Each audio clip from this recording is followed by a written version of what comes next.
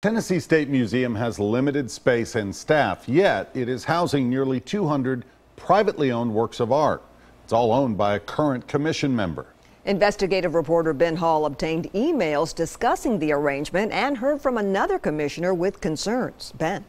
Well, Vicki, he says taxpayers should not pay to store the art of a private collection. But the longtime head of the museum passionately defended the arrangement.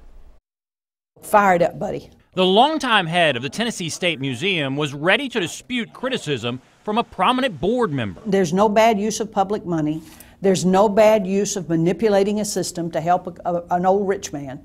There's nothing bad here. I know. I'm ready to. She was sometimes told to watch her comments.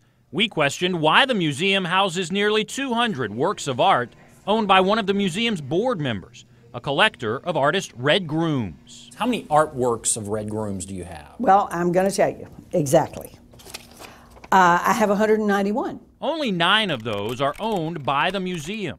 Nearly all are actually owned by newly appointed board member Walter Nestrick. But that doesn't sit well with longtime board member Victor Ash. He told News Channel 5 Investigates taxpayers should not pay for the storage of paintings that are privately held, and raised concerns about insurance issues and staff time to manage the paintings. I certainly have great respect for the concerns that Mr. Ash might have. We simply are seldom on the same page. Museum emails obtained by News Channel 5 Investigates show staff members spend time packing and shipping Nestrick's paintings to other museums.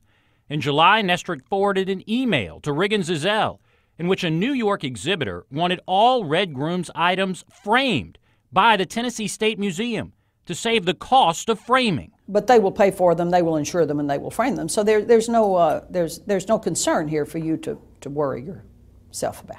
But a museum employee raised concerns in August when she was told to help prepare some of the Nestrick-owned paintings for an exhibit in Washington. The employee worried about a conflict of interest and the appearance of impropriety. But Riggins Zell called the employee impertinent. Why was it said back to her it was impertinent, that her email was impertinent? Her tone, I think, the tone of it was, my God, we've got to be sure we don't get in trouble on this. Red Grooms is an internationally known artist born in Middle Tennessee.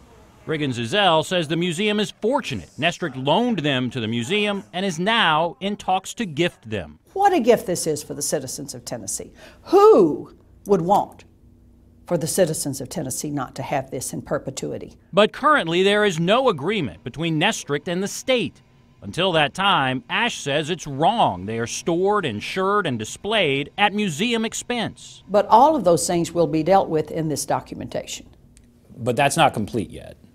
As I understand, it has been sent to Mr. Nestrick some time ago. Riggins Zell blames the controversy on critics who want her to retire before the opening of the new museum. I want to stay as long as it's possible to see this museum become a reality. We've all worked for it, and we all want to see it happen. The museum says this does not increase their insurance premiums. The Attorney General's office confirmed there is no agreement about donating the art. We called Walter Nestrick, and he had no comment.